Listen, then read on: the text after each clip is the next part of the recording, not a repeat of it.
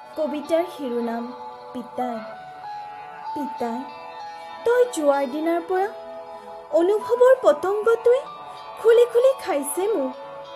নিমাত নিস্তব্ধ হৈ পৰিছে মোৰ অতীত বৰ্তমান।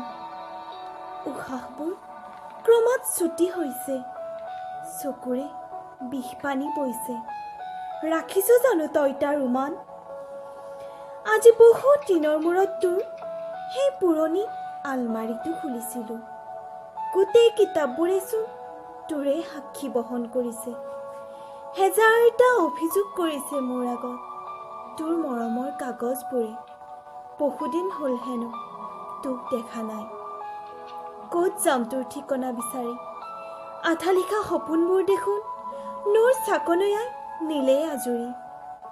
পাৰ যদি এবাৰ আহি যাবি, চাই যাবিহি তোৰ অনুপস্থিতিত কেনেকৈ কটাইছোঁ আমি দিন ৰাতি।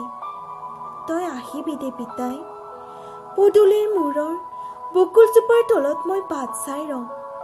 মোৰ বিশ্বাস লংঘন নকৰিবি, তই আহিবি মাথো এবাৰ।